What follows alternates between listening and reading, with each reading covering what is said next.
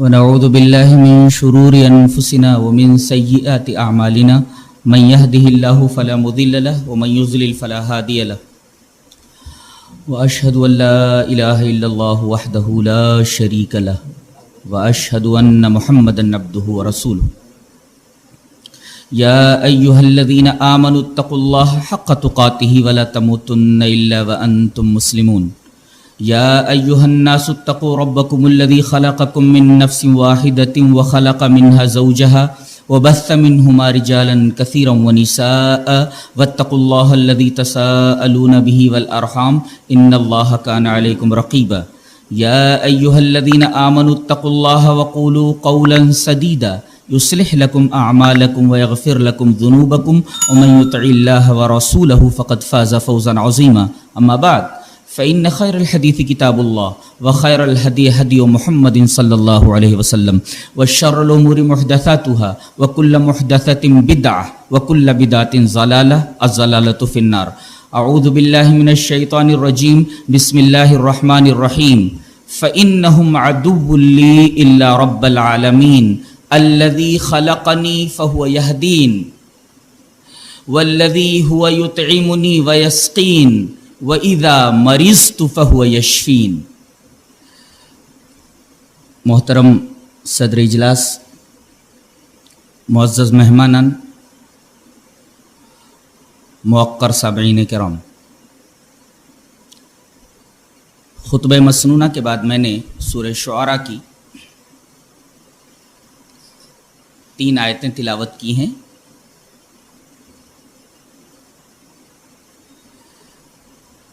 یہ 3 آیتیں در حقیقت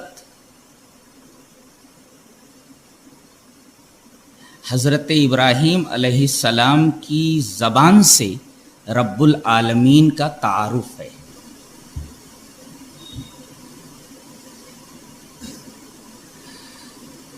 فَإِنَّهُمْ عَدُوٌّ لِّي إِلَّا رَبَّ الْعَالَمِينَ، یہ سب میرے دشمن ہیں سوائے رب العالمین کے۔ اور رب العالمین کون، اس کا تعارف کرا رہے ہیں کہ رب العالمین کون ہے۔ الذی خلقنی فہو یہدین، اس نے مجھے پیدا کیا اور وہی مجھے ہدایت دیتا ہے۔ والذی هو یطعمنی ویسقین، وہی مجھے کھلاتا ہے اور وہی مجھے پلاتا ہے۔ اور آگے وَإِذَا مَرِضْتُ فَهُوَ يَشْفِينِ، جب میں بیمار ہوتا ہوں تو وہی مجھے شفا دیتا ہے۔ یہاں ایک عجیب و غریب نکتہ بیان کیا گیا ہے کہ رب العالمین کا تعارف کراتے ہوئے حضرت ابراہیم نے پہلے یوں کہا کہ رب العالمین وہ جس نے مجھے پیدا کیا، وہی ہدایت دیتا ہے، وہی کھلاتا ہے، وہی پلاتا ہے۔ اس کے بعد یہ کہنا جب میں بیمار ہوتا ہوں تو شفا دیتا ہے۔ ایسا کیوں نہیں کہا کہ وہ مجھے بیمار کرتا ہے اور شفا دیتا ہے؟ یہ خطاب کا اسلوب، یہ کلام کا اسلوب بدلا کیسے؟ وہ مجھے بیمار کرتا ہے، یہ حقیقت ہے کہ اللہ ہی بیمار کرتا ہے، تو یہ کہنے کے بجائے کہ وہ مجھے بیمار کرتا ہے، جو کہ سیاق کا تقاضا تھا، اس سے عدول کر کے یہ کہنا کہ جب میں بیمار ہوتا ہوں تو مجھے شفا دیتا ہے، اس کا کیا مطلب ہے؟ در حقیقت 2 بنیادیں ہیں۔ پہلی بنیاد تو یہ ہے کہ اساتذہ شاگردوں کو کبھی تادیباً مارتے ہیں، سزا دیتے ہیں،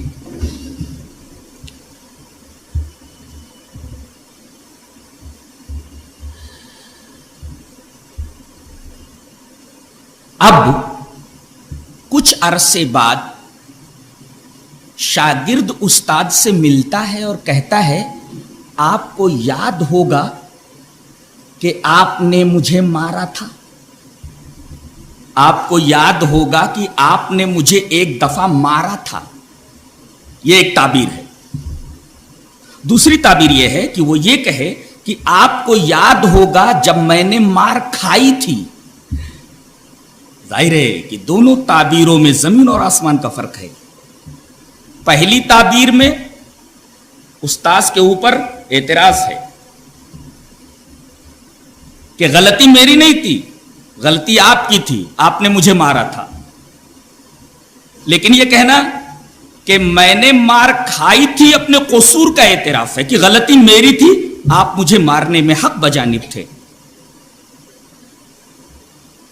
تو یہ ادب کا ایک تقاضا تھا اور اسی کو حضرت ابراہیم علیہ السلام نے یہاں برتا ہے کہ میں جب بیمار ہوتا ہوں تو پہلی بنیاد ہے کہ یہاں حضرت ابراہیم علیہ السلام نے رب العالمین کا تعارف کراتے ہوئے ادب کو ملحوظ رکھا ہے. اور دوسرا بیس اور دوسری بنیاد یہ ہے کہ جب میں بیمار ہوتا ہوں، اشارہ اس بات کی طرف ہے کہ بیماریوں کے بہت سارے اسباب کو انسان خود اپناتا ہے.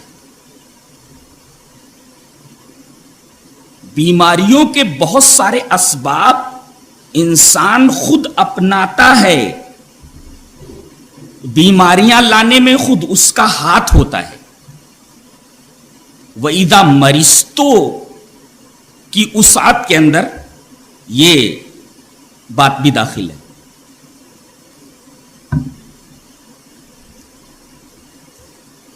اب اگر آپ ایک حدیث پاک کو اپنے سامنے رکھیں تو یہ بات اور واضح ہو جاتی ہے کہ مثلا انسان کا جو معدہ ہے یہ ایک مشقت طلب وظیفہ ادا کرتا ہے. اس کے اوپر ضرورت سے زیادہ دباؤ پورے جسم انسانی کو ہلاکت کی کگار پر لا کر کھڑا کر دیتا ہے. اسی وجہ سے اطباء نے کہا کہ المعدۃ بیت الداء، کہ معدہ یہ تمام بیماریوں کا گھر ہے. اس کے اوپر ضرورت سے زیادہ پریشر نہ ڈالا جائے، ضرورت سے زیادہ دباؤ نہ ڈالا جائے. اب اس تناظر میں نبی کریم صلی اللہ علیہ وسلم کی یہ حدیث پاک کہ انسان بہت ساری بیماریوں کو خود دعوت دیتا ہے، ان کے اسباب کو خود اپناتا ہے. یہ حدیث پاک حدیث اس طرح حدثنا ابو المغیرۃ قال حدثنا سلیمان بن سلیم الکنانی قال حدثنا يحيى بن جابر الطائي قال سمعت المقدام بن معدي كرب الكناني قال سمعت رسول الله صلى الله عليه وسلم يقول ما ملأ ابن آدم وعاء شرا من بطن حسب آدم أكلات يقمن صلبه فإن كان لا محالة فثلث لطعام وثلث لشراب وثلث لنفسه رواہ احمد فی مسندہ. حضرت امام احمد بن حنبل رحمہ اللہ اس حدیث پاک کو ایسے ہی اپنی حدیث کی کتاب مسند احمد کے اندر لائیں. میں نے سند کے ساتھ وہ حدیث بیان کر دی ہے. نبی کریم صلی اللہ علیہ وسلم کے بارے میں حضرت مقدام ابن مادی کرب الکندی کہتے ہیں کہ میں نے نبی کریم صلی اللہ علیہ وسلم کو یہ بیان فرماتے سنا کہ ابن آدم پیٹ سے زیادہ برا برتن اور کوئی نہیں بھرتا. سب سے برا برتن جو انسان بھرتا ہے وہ اس کا پیٹ ہے. ما ملأ ابن آدم وعاء شرا من بطن، جتنے بھی برتن وہ بھرتا ہے تمام برتنوں میں سب سے برا برتن وہ پیٹ ہے جس کو وہ بھرتا ہے. انسان کے لیے اتنا ہی کافی ہے کہ چند لقمے کھا لے. حسب ابن آدم اکلات، چند لقمے کھا لے. یقمن صلبہ، جو اس کی پیٹھ کو سیدھا رکھیں. اور اگر ضروری ہو جائے کھانا فإن كان لا محالة، تب بھی احتیاط برتے. فثلث لطعام، تو 1/3 کھانے کے لیے. وثلث لشراب، 1/3 پینے کے لیے. وثلث لنفسہ، اور 1/3 سانس کے لیے. اب یہ 3 چیزیں ہیں. اب ان 3 چیزوں کو ایک چیز سے بھر لے، ظاہر ہے کہ اسی بات کو نبی کریم صلی اللہ علیہ وسلم نے فرمایا کہ سب سے برا برتن انسان جو بھرتا ہے وہ اس کا پیٹ. ضروری ہو جائے تو ایسا کرے.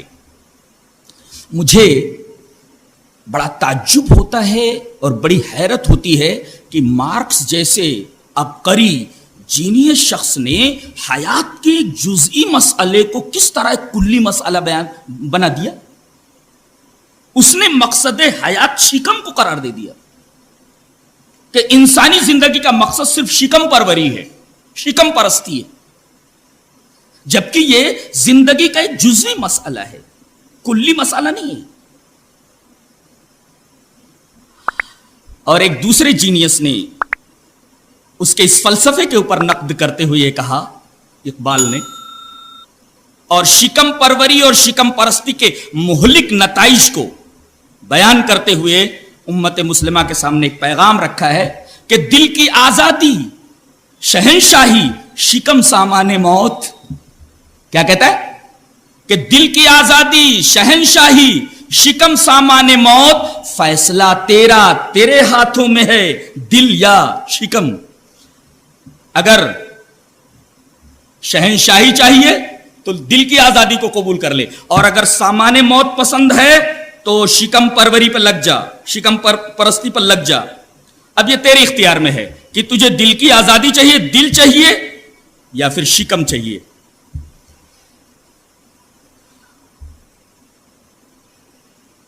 اب یہ فیصلہ انسان کے ہاتھ میں ہے. فاعلاتن فاعلاتن فاعلاتن فاعلن، جو چاہے کرے.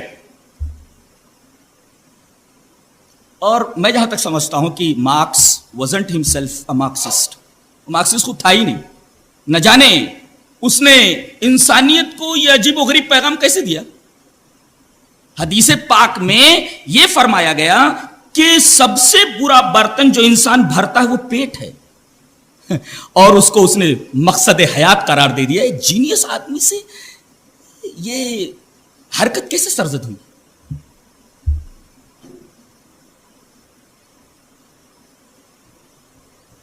سچ ہے کہ اللہ تبارک و تعالیٰ اگر کسی کو ہدایت نہ دے تو آدمی کے جینیس کام نہیں کرتا ہے.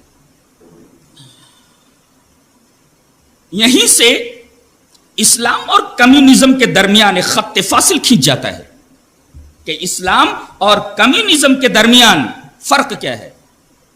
ممیز یہی حدیث پاک ہے کہ اسلام نام ہے خوردن برائے زیستن کا، اور مارکسزم، کمیونزم نام ہے زیستن برائے خوردن کا. یہ خط فاصل ہے اسلام اور کمیونزم کے درمیان. اسلام کہتا ہے کہ کھاؤ جینے کے لیے، اور کمیونزم کہتا ہے جیو کھانے کے لیے. گویا پیٹ کو بھرنا ایک شر ہے. آدمی کی صحت، آدمی کا جسم اس سے متاثر ہوتا ہے. تو ایک تو آدمی ضرورت سے زیادہ معدے کے اوپر زور ڈال دیتا ہے اور بہت سارے امراض یہیں سے پیدا ہوتے ہیں. ایک دوسری حدیث اپنے سامنے رکھیں، جیسے انسان اپنے ماحول، اپنے ارد گرد کی فضا کی تلویثات سے اپنے آپ کو محفوظ نہیں رکھتا، وہاں کی آلودگیوں سے اپنے آپ کو محفوظ رکھنے کی کوشش نہیں کرتا، بیمار پڑ جاتا ہے.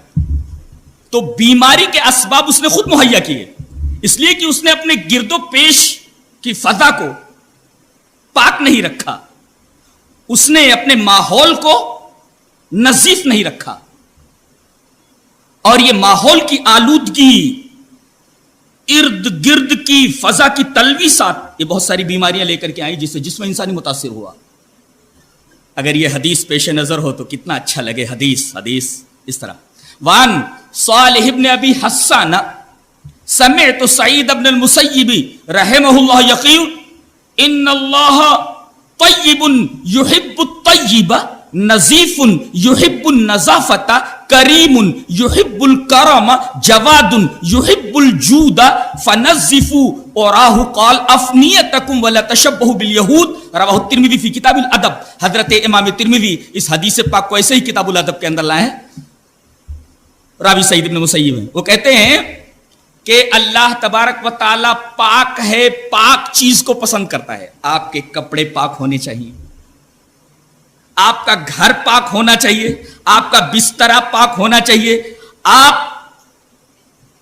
کا صحن گھر کا جو ہے وہ پاک ہونا چاہیے, گلیاں پاک ہونی چاہیے, ارد گرد کی فضا پاک رکھو. ان اللہ طیب یحب الطیب. اگر اسلام اینڈ ایکولوجی, اسلام اور ماحولیات کا اگر مطالعہ کیا جائے اور اس حدیث کو پیش نظر رکھا جائے تو بہت مزہ آئے گا.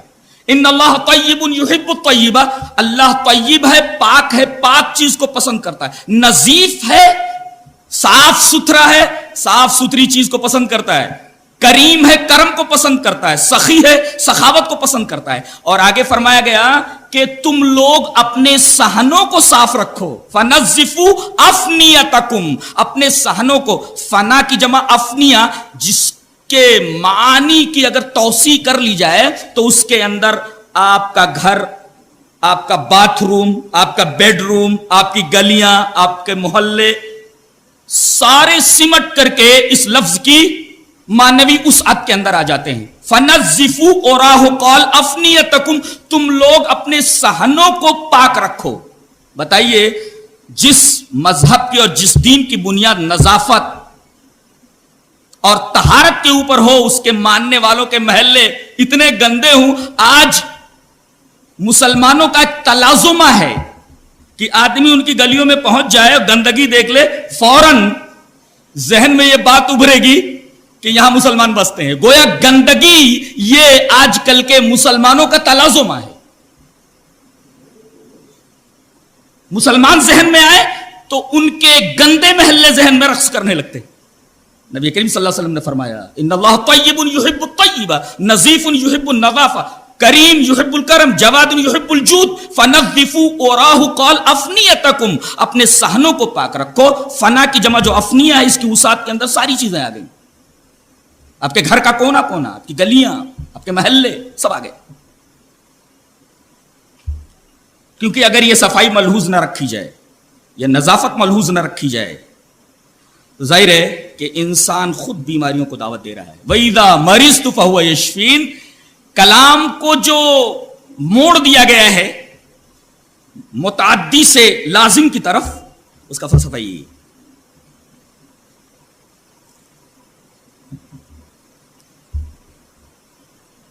اسی طرح نبی کریم صلی اللہ علیہ وسلم کی یہ حدیث بھی پیش نظر رہے کہ انسان جب سو کر اٹھے تو اسے کیا کرنا چاہیے. حدیث پاک اس طرح, وان ابی ہریرہ رضی اللہ تعالی عنہ عن النبی صلی اللہ علیہ وسلم قال اذا استيقظ اوراه احدكم من منامه فتوضا فليستنصر ثلاثا فان الشیطان یبیت علی خیشومه, رواہ البخاری فی کتاب بدء الخلق. حضرت امام بخاری حدیث پاک کو ایسے کتاب بدء الخلق کے اندر لائیں, راوی حضرت ابو ہریرہ رضی اللہ تعالیٰ عنہ ہیں. حضرت ابو ہریرہ فرماتے ہیں کہ نبی پاک صلی اللہ علیہ وسلم نے ارشاد فرمایا کہ جب کوئی آدمی نیند سے اٹھے تو وضو کرے, اور وضو کرتے وقت اپنی ناک کو زور سے جھاڑے, اس لیے کہ شیطان خیشوم کے اوپر, اس کے خیشوم کے اوپر رات گزارتا ہے. جانتے ہیں تھروٹ کے حلق کے جو پارٹس ہوتے ہیں وہ کتنے ہیں؟ لنکڈ ہیں, 3 فیرنگس جو ہوتے, ایک تو نیسو فیرنگس ہے جس کو خیشوم بولتے ہیں, اور دوسرے اورو فیرنگس ہے, اور تیسرے لیرنگو فیرنگس ہے. یہ بندہ شیطان, فَإِنَّ الشَّيْطَانَ يَبِيتُ عَلَى خَيْشُومٍ, نیسو فیرنگس کے اوپر رات بتاتا ہے. اور مشہور ENT ڈاکٹر عبد الملک سے میں نے جب مشورہ کیا اس تعلق سے, تو انہوں نے ایک بڑی عجیب بات بتائی کہ اس کی 2 وجہیں ہیں کہ شیطان یہیں پر رات گزارتا ہے. ایک تو یہ کہ جس میں انسانی کے جتنے منافذ ہیں وہ اکثر و بیشتر بند ہی رہتے ہیں. جتنے بھی منافذ ہیں, جیسے منہ ہے اور دیگر منافذ ہیں, وہ اکثر و بیشتر بند رہتے ہیں. لیکن یہ منفذین, یہ دونوں منافذ ہمیشہ کھلے رہتے ہیں. تو جو منافذ کھلے ہوئے ہیں ظاہر ہے کہ وہیں وہ رات بتائے گا, اس لیے کہ جسم کے سارے منافذ اکثر و بیشتر بند ہی رہتے ہیں, اور یہ منفذین ہمیشہ کھلے رہتے ہیں, یہیں پر وہ رات گزارتا ہے. اور ایک بات اور بھی معلوم ہوئی کہ یہ اوپننگ سے لے کر کے, یہ جو ناک ہے, نوز ہے, اس کی اوپننگ سے لے کر اینڈنگ تک کا جو ایریا ہے, جو لوکیلٹی ہے, وہ در حقیقت بے حد سینسیٹیو ہے, بہت حساس ہے. جسم کے تمام عضو سے زیادہ یہ حصہ، یہ ایریا زیادہ حساس ہے، اور اس کے تار ڈائریکٹ دماغ سے منسلک رہتے ہیں. عجیب و غریب حرکت کرتا ہے یہ بندہ کہ خیشوم کے اوپر ہی رات گزارتا ہے. فَإِنَّ الشَّيْطَانَ يَبِيتُ عَلَى خَيْشُومِ، اس ٹکڑے کے اوپر ریسرچ ہونا ضروری ہے. اور ہومیوپیتھک کے جو ڈاکٹر ہیں، اسی طریقے سے ایلوپیتھک جو ہیں، اسی طریقے سے یونانی جو ڈاکٹر ہیں، ان کو اس جملے کے اوپر ریسرچ کرنا چاہیے کہ نبی کریم صلی اللہ علیہ وسلم نے ایسا کیوں کہا. فَإِنَّ الشَّيْطَانَ يَبِيتُ عَلَى خَيْشُومِهِ، شیطان نیسوفیرنگس کے اوپر رات گزارتا ہے. اب کیا کرنا ہے آدمی کو؟ جب اٹھے تو وضو کرے، وضو کرنے کے بعد زور سے ناک کو جھاڑے. اطباء نے یہ کہا کہ اگر آدمی اپنی یہ ہیبٹ بنا لے، عادت بنا لے کہ وضو کرتے وقت دور تک پانی چڑھائے، جیسا کہ سنت ہے وضو کے اندر استنشاق، دور تک پانی چڑھانا اور پھر اس کے بعد زور سے ناک کو جھاڑنا، تو اس سے دماغ کی بہت ساری بیماریوں سے انسان محفوظ ہو جاتا ہے. استنشاق کے بعد استنثار کرنے سے، آدمی پہلے استنشاق کرے، پانی کو ناک کے اعلی حصے تک چڑھائے، اس کے بعد استنثار کرے، اس کو زور سے جھٹکے. اس سے بہت ساری دماغی بیماریوں سے آدمی محفوظ رہتا ہے. اور انسانی دماغ محفوظ کب رہتا ہے؟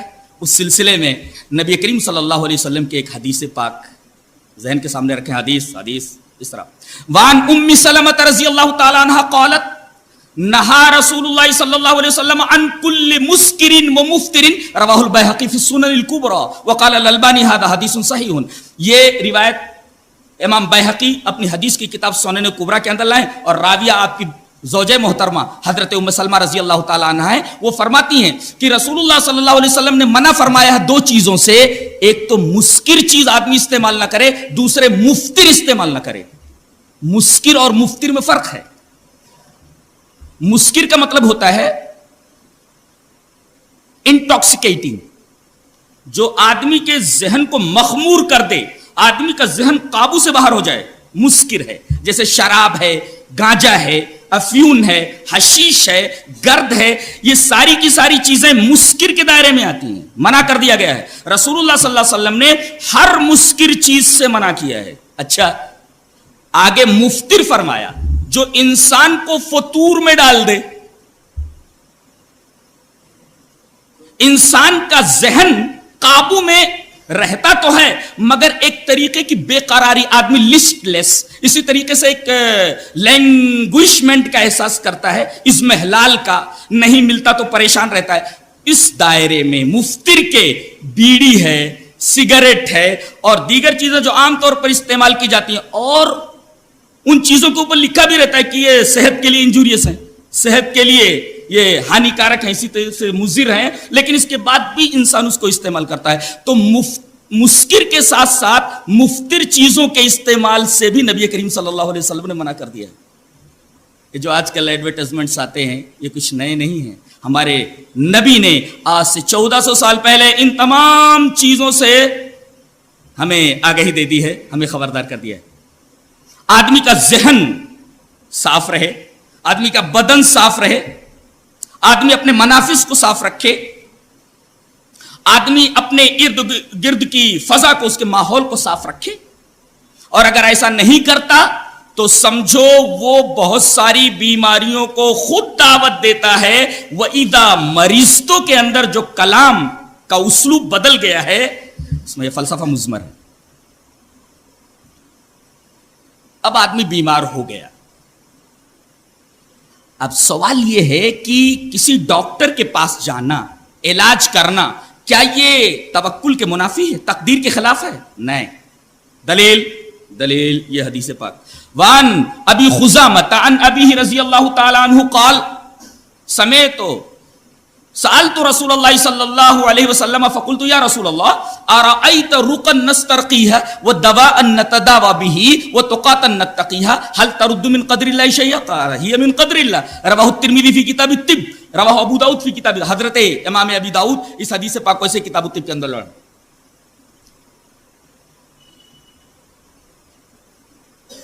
ابو خزامہ اپنے باپ سے روایت کرتے ہیں، وہ کہتے ہیں کہ میں نبی کریم صلی اللہ علیہ وسلم کی جناب میں آیا اور میں نے سوال کیا کہ اللہ کے رسول ایک سوال کرنا ہے. کہا کہ پوچھو. کہا کہ سوال یہ ہے اللہ کے رسول کہ ہم لوگ جب بیمار ہوتے ہیں تو علاج و معالجہ کے لیے ڈاکٹر کے پاس جاتے ہیں. وہ دوا ان کا دعوی بھی وہ تو قاتن تقیہ, اور اس طریقے سے ہم بہت ساری احتیاطی تدابیر اختیار کرتے ہیں, ہائیجینک اصولوں کو برتتے ہیں. تو کیا یہ توکل کے منافی ہے؟ کیا اس سے تقدیر متاثر ہوتی ہے یا تقدیر کے خلاف ہے؟ حل ترد من قدر اللہ شیئا, بیمار ہونے کے بعد ڈاکٹر کے پاس جانا کیا یہ توکل کے منافی ہے؟ کیا یہ تقدیر کے خلاف ہے؟ نبی کریم صلی اللہ علیہ وسلم نے ارشاد فرمایا ہی من قدر اللہ, یہ علاج و معالجہ کرنا, ڈاکٹر کے پاس جانا, یہ بھی تقدیر میں ہے. گویا کہ یہ تدبیر کرنا, علاج و معالجے کا راستہ ڈھونڈنا, ڈاکٹر کے پاس جانا, یہ تدبیر کرنا, در حقیقت یہ تدبیر بھی تقدیر میں داخل ہے, یہ توکل کے منافی نہیں ہے. آدمی جب بیمار ہو تو ڈاکٹر کے پاس اس کو ضرور جانا چاہیے. گویا یہ بات معلوم ہوئی کہ علاج و معالجہ یہ تقدیر کے خلاف نہیں ہے اور توکل کے منافی بھی نہیں ہے. بیمار ہو تو آدمی ڈاکٹر کے پاس جائے. اب ہم یہ بتائیں گے کہ سب سے اعلیٰ طریقہ علاج کون سا ہے. میں یہ کہتا ہوں کہ سب سے اعلیٰ طریقہ علاج روحانی علاج ہے, اس سے بڑا کوئی علاج نہیں. میری مراد روحانی علاج سے یہ نہیں ہے کہ نام نہاد عاملین اور جھوٹے باباؤں کے در پر جا کر دریوزہ گری کرنا اور وہاں جا کر کے اپنے ایمان کو, اپنے وقت کو, اپنی انرجی کو, اپنی طاقت کو برباد کرنا.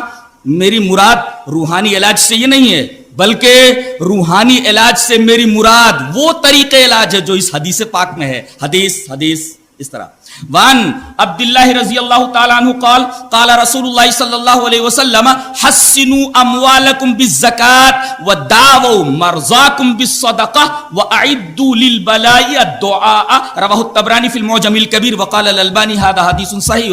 علامہ البانی نے کہا کہ یہ حدیث صحیح ہے اور راوی حضرت عبداللہ ابن مسعود ہے, اور یہ روایت معجم کبیر میں امام طبرانی لائے. میں نے پوری روایت ریفر کر دی ہے. حضرت عبداللہ ابن مسعود رضی اللہ تعالیٰ عنہ فرماتے ہیں کہ رسول اکرم صلی اللہ علیہ وسلم نے ارشاد فرمایا کہ اپنے مالوں کو بچاؤ, اپنے مالوں کی حفاظت کرو زکات دے کر کے.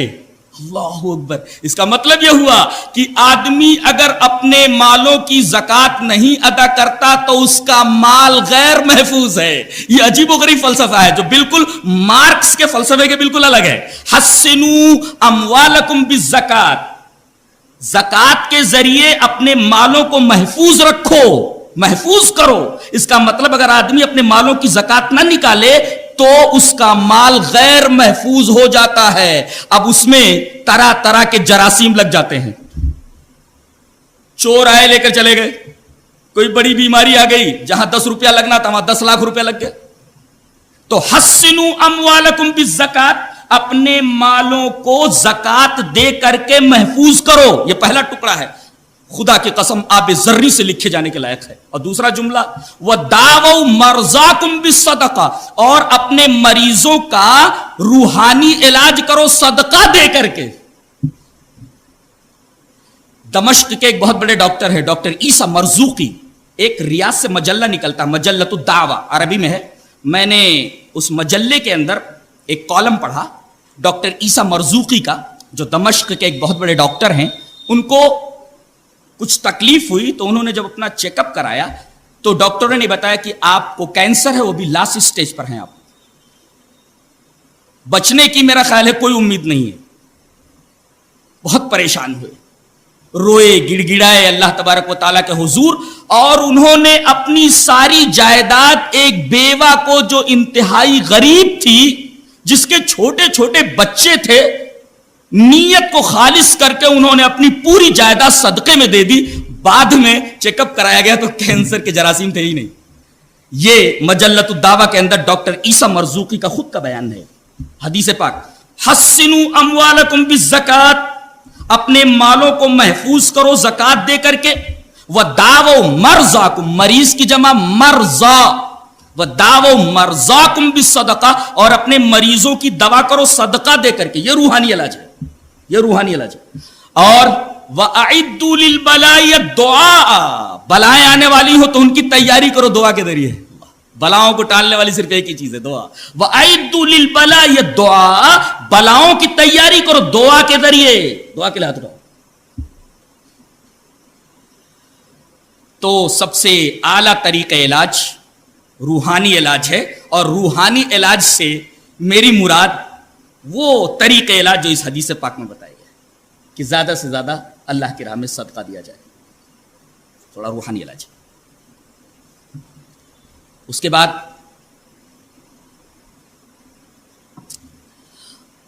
علاج کرنے والے کے لیے شرائط کیا کیا ہیں؟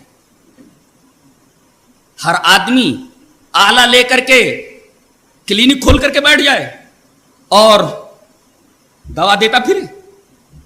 اس کے لیے کچھ شرائط ہیں، جی شرائط ہے۔ وہ شرائط کہاں ہیں؟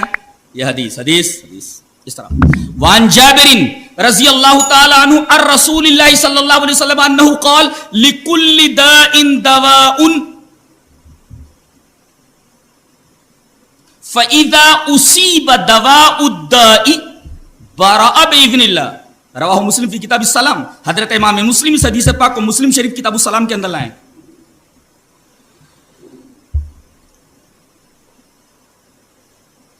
عجیب و غریب حدیث ہے۔ نبی کریم صلی اللہ علیہ وسلم نے ارشاد فرمایا کہ ہر بیماری کی دوا ہے، دنیا کے اندر کوئی ایسی بیماری نہیں جس کی دوا نہ ہو۔ یہ پہلے جملے کے اندر بات کہی گئی ہے۔ اچھا، دوسرا ٹکڑا قابل غور ہے، ہم اس دوسرے ٹکڑے پر رک کر پاؤز کر کے تھوڑا غور کرنا چاہیں گے کہ فَإِذَا أُصِيبَ ہر بیماری کی دوا ہے، لِكُلِّ دَاءٍ دَوَاءٌ فَإِذَا أُصِيبَ دَوَاءُ الدَّاءِ کتنا عجیب و غریب جملہ ہے۔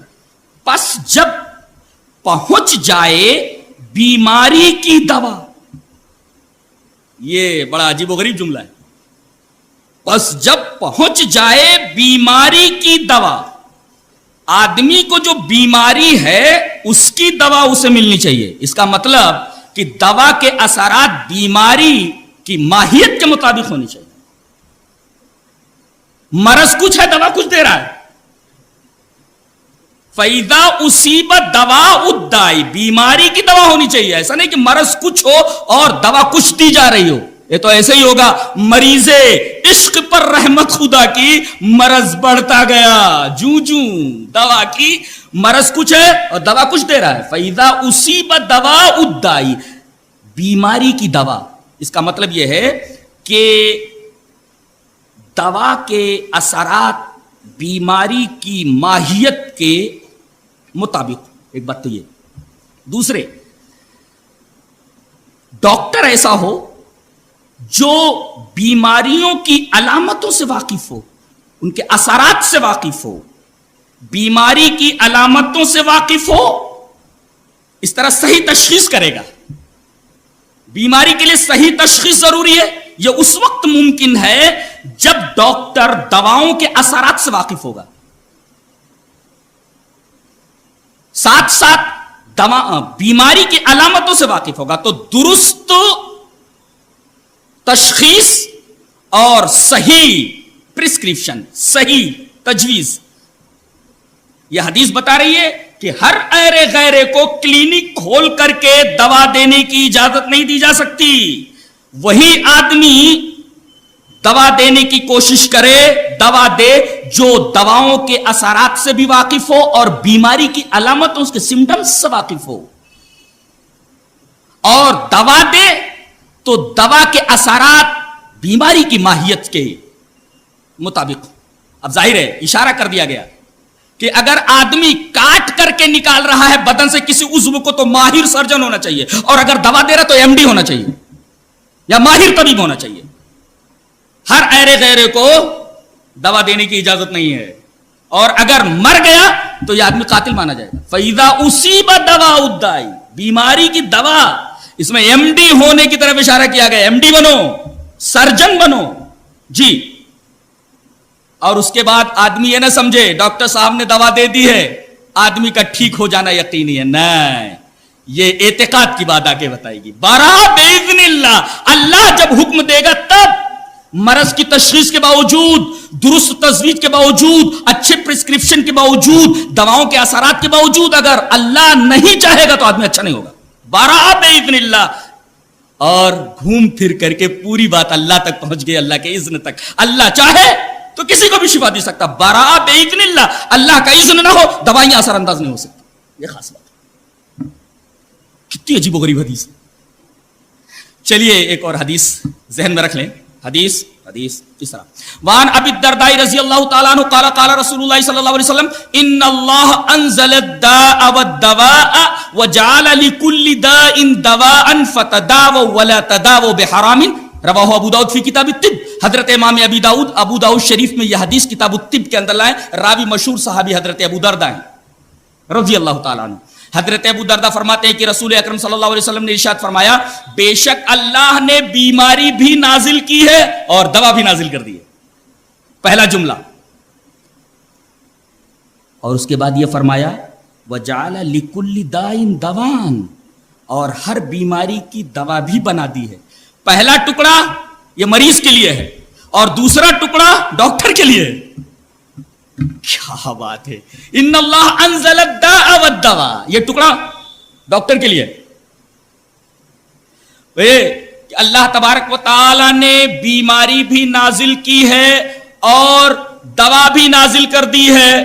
تو اب ڈاکٹر کو مایوس نہیں ہونا چاہیے کہ بھائی میں اس بیماری کا علاج نہیں کر سکتا, مایوس نہیں ہونا چاہیے.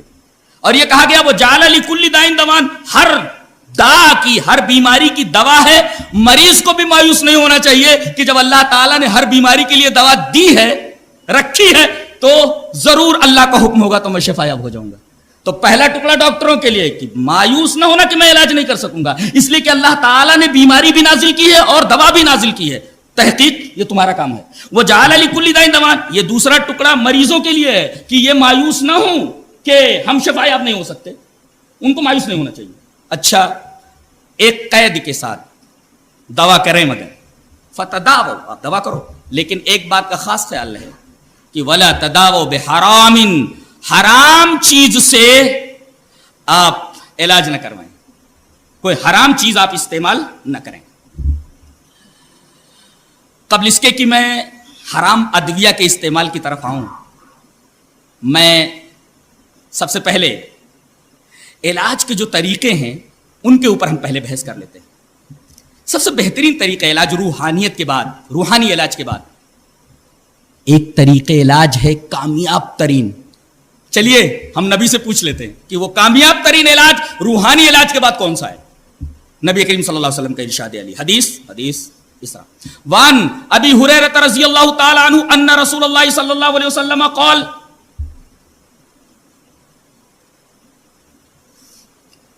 کیا کیا رہنمائیاں اللہ کے رسول صلی اللہ علیہ وسلم نے ہمارے لیے رکھی ہیں. حیرت ہوتی ہے کہ جہاں آپ خاتم الانبیاء ہیں وہیں آپ خاتم الاطباء بھی ہیں. یہ حدیث پاک دیکھیے. وعن ابی ہریرہ رضی اللہ تعالی عنہ ان رسول اللہ صلی اللہ علیہ وسلم قال ان فی کل شیء مما تداؤون به خیر ففی الحجامہ رواہ احمد فی مسندہ. حضرت امام احمد بن حنبل رحمہ اللہ اپنی حدیث کی کتاب مسند احمد کے اندر یہ روایت لائیں اور راوی حضرت ابو ہریرہ ہیں. حدیث کا ترجمہ دیکھیں کتنی پیاری بات کہی گئی ہے, اور ایک کامیاب ترین طریقہ علاج روحانی علاج کے بعد. آپ نے ارشاد فرمایا ان رسول اللہ صلی اللہ علیہ وسلم قال, ابو ہریرہ فرماتے کہ جو جو طریقہ علاج تم اختیار کرتے ہو ان طریقے علاج میں, طریقہ ہائے علاج میں سب سے بہترین طریقہ حجامہ ہے. حجامہ, پچنا لگوانا, یہ ایک کامیاب ترین طریقہ علاج ہے. یہ تقریباً ہزاروں سال پرانا ہے اور نبی کریم صلی اللہ علیہ وسلم نے اس کی طرف ہماری رہنمائی کی ہے. اور ہر ایرا غیرہ آدمی یہ کام نہیں کر سکتا. ان نسوں کو پہچاننا, ان رگوں کو پہچاننا اور رگوں کو پہچان کر کے ان کے اوپر صحیح طریقے سے نشتر لگانا اور پھر نشتر لگا کر کے تو بھی اس پر لگا کر کے فاسد خون کو چوس کر کے اگلنا, دیٹ از کالڈ حجامہ. یہ حجامہ جو آج کل کپنگ تھراپی کے نام سے مشہور ہے, اس کو کپنگ تھراپی بولتے ہیں آج کی جدید اصطلاح کے اندر, اور یہ کامیاب ترین طریقہ علاج ہے. اگر آدمی کے سر میں درد ہو پرانا, حجامت کے ذریعے اس کا کامیاب ترین علاج کیا جا سکتا ہے. بی پی کا علاج حجامت کے اندر, ہارٹ پیشنٹ کا علاج حجامت کے اندر. اسی طریقے سے زہر کا علاج بھی. آپ کو سن کر حیرت ہوگی کہ جنگ خیبر کے موقع پر نبی پاک صلی اللہ علیہ وسلم کی دعوت ایک یہودی شخص جس کا نام سلام ابن مشکم تھا, اس نے دعوت کی اور آپ نے دعوت قبول فرما لی. جب آپ دعوت کھانے کے لیے بیٹھے تو سلام ابن مشکم کی بیوی نے, یہودیہ جو تھی, اس نے گوشت کے اندر زہر ملا دیا اور زہر حلال تھا. نبی کریم صلی اللہ علیہ وسلم نے ایک لقمہ کھا ہی لیا اور زہر کا اثر آپ کے پورے بدن میں پھیل گیا. نبی کریم صلی اللہ علیہ وسلم نے 3 مرتبہ پچنا لگوایا جس سے بڑی حد تک زہر کا اثر زائل ہو گیا. سیرت کی کتابوں میں یہ واقعہ موجود ہے. یعنی زہر کے اثرات کو حجامت کے ذریعے دور کیا گیا. یہ ایک کامیاب ترین طریقے علاج تھا اور آج بھی ہے, لیکن اس کے ماہرین بہت کم رہ گئے ہیں. پرانے سے پرانا سر درد اس کپنگ تھراپی سے دور ہو جاتا ہے. یہ ایک بہترین طریقہ علاج.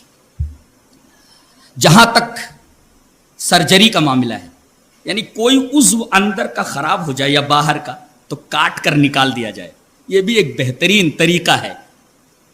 اس لیے کہ اگر وہ خراب عضو اندر موجود رہا تو بیماری بڑھتی جائے گی. بہتر یہ ہے کہ اس کو آپریٹ کر کے اس عضو کو نکال دیا جائے. دلیل یہ حدیث. وَأَنْ أَنَسِ رضی اللہ تعالی عنہ ان رسول اللہ صلی اللہ علیہ وسلم اتاہ جبریل وهو يلعب مع الغلمان فأخذه فصرعه فشق عن قلبه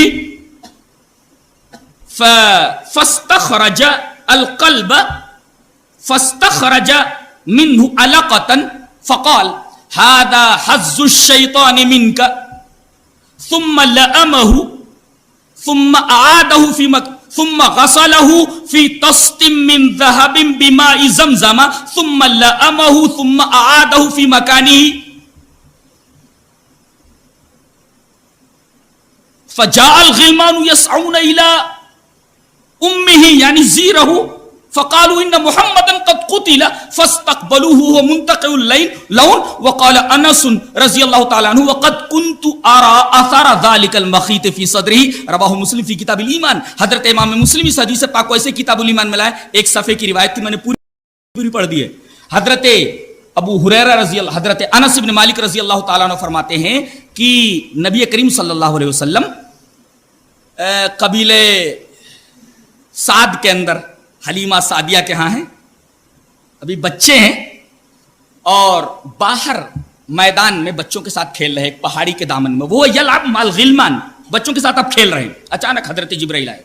اتاہ جبریل, حضرت جبرائیل علیہ السلام آئے اور آپ نے نبی کریم صلی اللہ علیہ وسلم کو پکڑا اور پکڑ کر ایک طرف لے گئے. بچے یہاں ڈر کے مارے کھڑے ہوئے کہ اجنبی کون ہے جو محمد صلی اللہ علیہ وسلم کو پکڑ کر کے لے گیا ہے اور وہاں اس نے لٹا دیا. فصرعہ, پکڑا اور دور لے جا کر کے اس نے نبی کریم صلی اللہ علیہ وسلم کو پچھاڑ دیا. فصرعہ, پچھاڑ دیا. فشق عن قلبہ, آپ کے دل کو چیر دیا. اور دل کو چیرنے کے بعد فاستخرج القلب, دل کو نکال کر کے باہر رکھ دیا. اس کا مطلب یہ ہوا کہ دل کو نکالنے کے بعد بھی آدمی زندہ رہ سکتا ہے. کوئی نہ کوئی ٹیکنیک ایسی ہوگی, آدمی کو زندہ رکھا جا سکتا ہے قلب نکالنے کے بعد بھی. فاستخرج القلب, روایت مسلم کی ہے, جرا بھی نہیں ہے اس کی سند کے اوپر.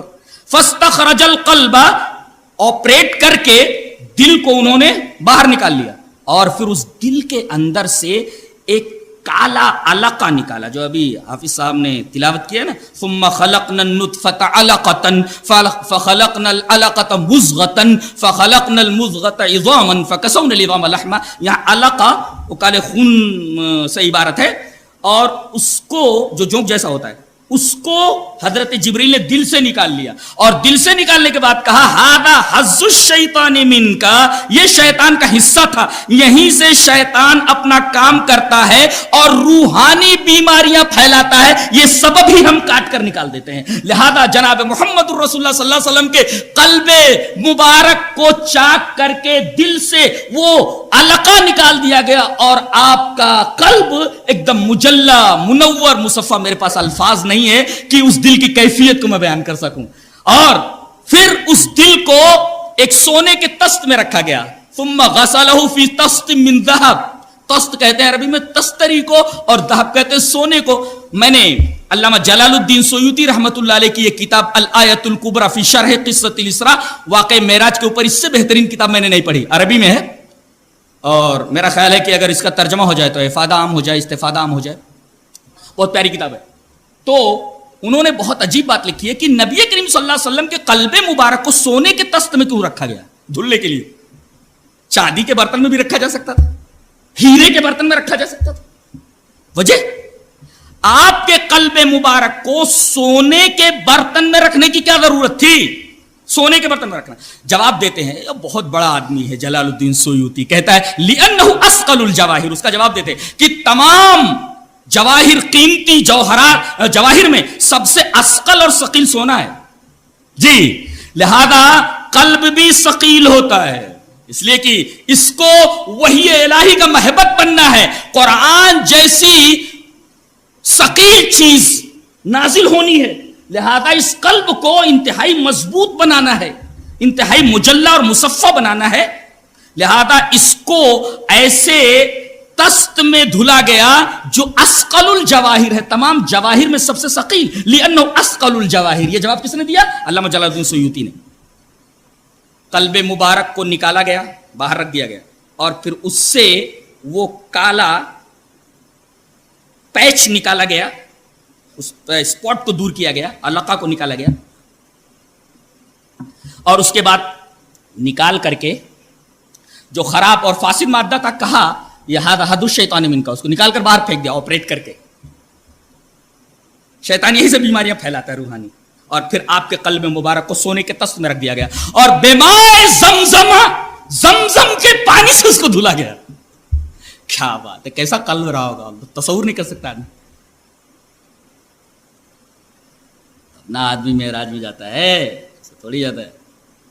غسلہ فی تست من ذہب بماء زمزم، سونے کے تست میں رکھ کر کے زمزم کے پانی سے دھلا گیا اور اس کے بعد ثم لأمہ، لام کا مطلب ہوتا ہے شگاف کرنے کے بعد پھر اس کو سل دینا، یہ لام مطلب ہوتا ہے، لأم، لام حمزہ میم، لأم، ثم لأمہ، پھر اس کو سل دیا، اس کا مطلب چاک کیا گیا، باقاعدہ آپریٹ کیا گیا، اس کو دو حصوں میں تقسیم کیا گیا سینے کو اور پھر قلب نکالا گیا، پھر بعد میں سلا گیا اس کو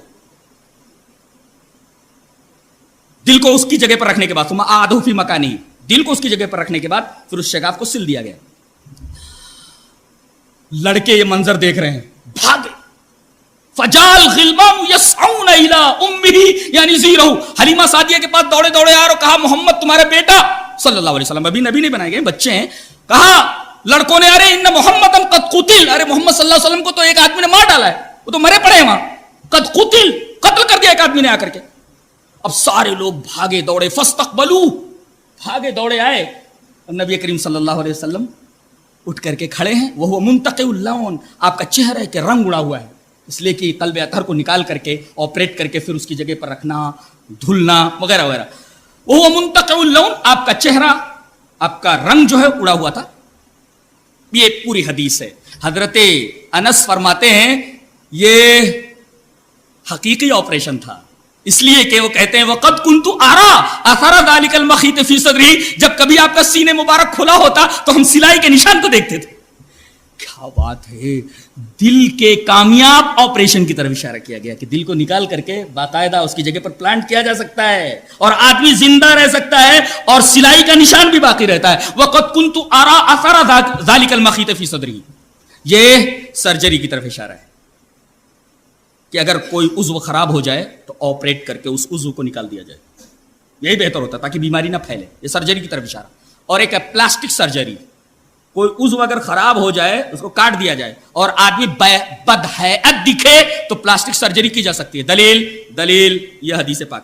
وعن ارفجۃ ابن اسعد ابن قریب قال وكان جده قال حدثني انه راى جده اصيب انفه يوم الكلاب في الجاهليه قال فاتخذ انفا من فضة فانتن عليه فامر النبي صلی اللہ علیہ وسلم ان يتخذه من ذهب. رواه النسائی فی کتاب الزینہ. حضرت امام نسائی رحمہ اللہ نسائی شریف کے اندر اس حدیث پاک کو ایسے کتاب الزینہ کے اندر لائے. کتاب الزینہ کھولیں گے تو حضرت ارفجہ سے مروی یہ روایت آپ کو وہاں مل جائے گی نسائی شریف کتاب الزینہ کے اندر. حضرت ارفجہ فرماتے ہیں کہ ان کے دادا جاہلیت میں کلاب کی لڑائی لڑتے ہوئے انہوں نے اپنی ناک کھو دی تھی. پوری ناک تلوار لگی اور پوری ناک کٹ گئی. اب ظاہر ہے کہ ایک آدمی کی ناک کٹ جائے تو وہ معاشرے میں چلتا پھرتا جب نظر آئے گا تو بچے بھی ہنسیں گے ارے بھائی ناک کٹا ہے. ناک نہیں ہے, ناک کٹی ہوئی. اصیب انفہ یوم الکلاب فی الجاہلیہ. جاہلیت میں کلاب کے دن لڑائی میں ان کی ناک چلی گئی, کٹ گئی. اب کہا کہ اللہ کے رسول بہت بدحیت دکھتا ہوں, ناک نہیں ہے, ناک کٹ گئی ہے. تو آپ نے فرمایا چاندی کی ناک لگوا لے. فاتخذ انفا من فضہ, فضہ میں چاندی, سلور, چاندی کی لگوائی. فانتن علیہ, لیکن چاندی کی سرجری کرنے کے بعد وہ سڑ گئی ہو. پھر آئے کہا کہ اللہ کے رسول وہ چاندی کی ناک میں نے لگوا لی تھی لیکن وہ سڑ گئی. تو آپ نے فرمایا ایسا کر کے سونے کی لگوا لے. فامر النبی صلی اللہ علیہ وسلم ان يتخذوا من ذهب. حالانکہ سونا مردوں کے لیے حرام ہے لیکن ضرورت پڑنے پر جب اس کا کوئی متبادل نہ ہو, الٹرنیٹو نہ ہو, تو آدمی یہ حرام چیز سے تداوی کر سکتا ہے. جب چاندی سڑ گئی تو آپ نے اجازت دی کہ سونے کی ناک لگوا سکتا ہے. ناک کٹنے کے بعد چاندی کی ناک لگوانا, سونے کی ناک لگوانا در حقیقت پلاسٹک سرجری کی طرف اشارہ ہے. یہ ہمارے نبی جناب محمد الرسول اللہ صلی اللہ علیہ وسلم نے ارشاد. یعنی کہیں کوئی داغ لگ جائے, کہیں کوئی کٹ ہو, آدمی چاہے تو پلاسٹک سرجری کروا سکتا ہے تاکہ اچھا لگے. اسی وجہ سے امام نسائی کو کتاب الزینہ کے اندر لائے. یعنی آدمی اچھا لگے, مسلمان اچھا دکھنا چاہیے, اچھا لگے. کتاب الزینہ کے اندر یہ روایت ہے. امام نسائی رحمۃ اللہ کو کتاب الزینہ میں لائے. راوی حضرت ارفجہ ابن اسعد ابن قریب.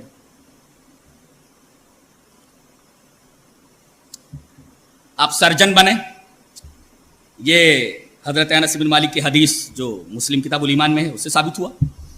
پلاسٹک سرجری کے ماہر بنیے جو ارفجہ ابن اسعد ابن قریب کی روایت سے ظاہر ہے.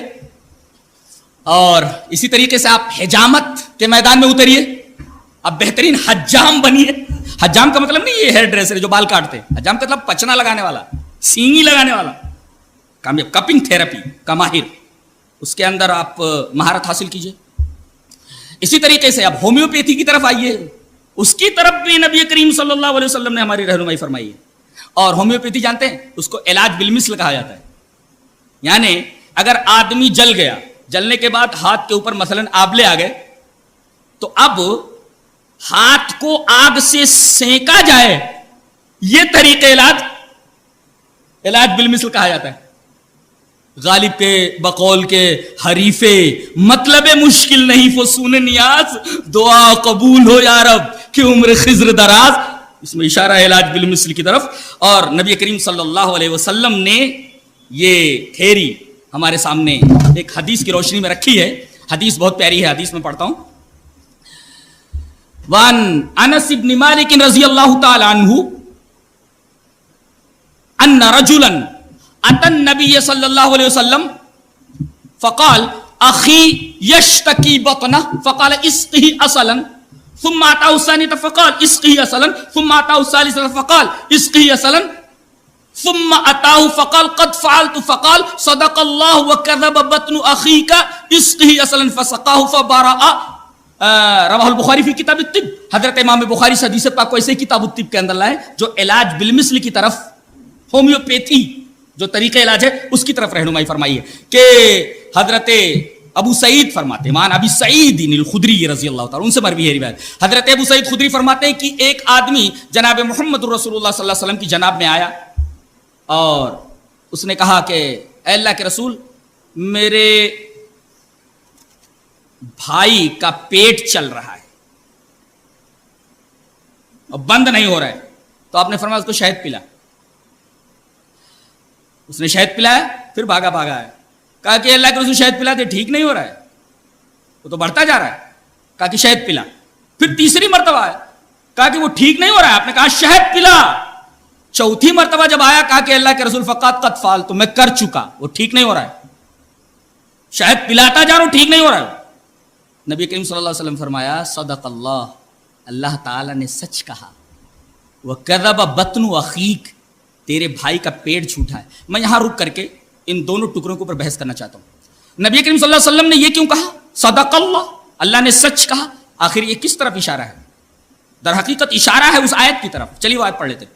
وَأَوْحَىٰ رَبُّكَ إِلَى النَّحْلِ أَنِ اتَّخِذِي مِنَ الْجِبَالِ بُيُوتًا وَمِنَ الشَّجَرِ وَمِمَّا يَعْرِشُونَ ثُمَّ كُلِي مِن كُلِّ الثَّمَرَاتِ فَاسْلُكِي سُبُلَ رَبِّكِ ذُلُلًا يَخْرُجُ مِن بُطُونِهَا شَرَابٌ مُخْتَلِفٌ أَلْوَانُهُ فِيهِ شِفَاءٌ لِلنَّاسِ إِنَّ فِي ذَلِكَ لَآيَةً لِقَوْمٍ يَتَفَكَّرُونَ. اللہ تبارک و تعالیٰ نے شہد کو شفاء للناس کہا ہے. اشارہ اس بات کی طرف ہے کہ اس میں تمام امراض کے لیے شفا ہے، لہذا وہ پیٹ جو چل رہا ہے اس کے لیے بھی علاج ہے. یہ اتنی مرتبہ پلانے کے بعد بھی اگر ٹھیک نہیں ہو رہا ہے تو پھر سے شہد پلاتا رہے. تیرے بھائی کا پیٹ جھوٹا ہے، اللہ نے سچ کہا. اللہ نے سچ کہا یعنی شہد کے اندر ہر مرض کا علاج ہے. یہ تو صدق اللہ کا مطلب وہ اللہ نے سچ کہا کہ اس میں تمام امراض کے لیے شفا شہد کے اندر. وہ کذب بطن اخیک، تیرے بھائی کا پیٹ جھوٹا ہے، یہ اردو کے اندر نہیں بولا جاتا ہے، کسی زبان میں نہیں بولا جاتا. یہ کہا جاتا آدمی جھوٹا ہے، فلاں آدمی جھوٹا ہے. یہ نہیں کہا جاتا آدمی کا ہاتھ جھوٹا ہے، آدمی کا پیر جھوٹا ہے، آدمی کی آنکھ جھوٹی ہے، ایسی تعبیر نہیں ہے. لیکن یہاں کہا ہے نبی کریم صلی اللہ علیہ وسلم نے وَكَذَبَ بَطْنُ أَخِيكَ، تیرے بھائی کا پیٹ جھوٹا ہے. پیٹ جھوٹا نہیں ہوتا، آدمی جھوٹا ہوتا ہے. نبی کریم صلی اللہ علیہ وسلم نے یہاں یہ کیوں کہا کہ تیرے بھائی کا پیٹ جھوٹا ہے؟ جھوٹ کس کو کہتے ہیں پہلے اس کی تعریف سمجھ لیں. خلاف واقع چیز کو جھوٹ کہتے ہیں. اب اٹ از مائی اسپیکٹ، یہ میرا چشمہ ہے، یہ میری ملکیت ہے. اگر آپ دعویٰ کرنے لگیں نہیں یہ میرا چشمہ ہے، اس کا مطلب آپ جھوٹ بول رہے ہیں، اس لیے کہ خلاف واقع بات آپ کہہ رہے ہیں. آپ کا چشمہ نہیں ہے لیکن آپ کہہ رہے ہیں کہ چشمہ میرا ہے. تو نبی کریم صلی اللہ علیہ وسلم نے یہ کیوں کہا کہ تیرے بھائی کا پیٹ جھوٹا ہے؟ در حقیقت باہر سے جو ٹاکسنز آئے ہیں، جو زہریلا مادہ اندر آیا ہے، یا اسی طریقے سے جو سدے گھس گئے ہیں اندر، یہ کچرے جن کو سدے کہا جاتا ہے، سدا، وہ جو گھس گئے اندر، وہ کہہ رہے ہیں کہ ہم نکلیں گے نہیں، یہ ہماری جگہ ہے. تیری جگہ کیوں ہے؟ باہر سے آیا نا تو کیسے کہہ سکتا ہے کہ یہ میری جگہ ہے؟ تو یہ سدے جو اندر گھسے ہوئے ہیں، ٹاکسن جو جراثیم جو گھسے ہوئے ہیں، یہ کہہ رہے ہیں یہ جگہ ہماری ہے. ظاہر ہے کہ تو باہر سے آیا ہے، تیری جگہ کیسے ہو گئی ہے؟ اس طرح تیرے بھائی کا پیٹ جھوٹا کہنے کا مطلب کہ یہ جو سدے ہیں، یہ جو کچرے بھر گئے ہیں آنت کے اندر، یہ جھوٹ بول رہے ہیں. شہد پلاتا جا، یہ سدے، یہ کچرے، یہ ٹاکسن سب باہر نکل جائیں گے. اس وجہ سے یہ آپ نے فرمایا تیرے بھائی کا پیٹ جھوٹا. کیا تعبیر ہے! اللہ اللہ اللہ، سبحان اللہ. فسقاہ فبرا، آپ نے پھر فرمایا جا پھر سے شہد پلا. پھر پلایا اس نے، ٹھیک ہو گیا. فسقاہ فبرا، ٹھیک ہو گیا شہد پلانے سے. یہاں ایک نقطہ یہ معلوم ہوا کہ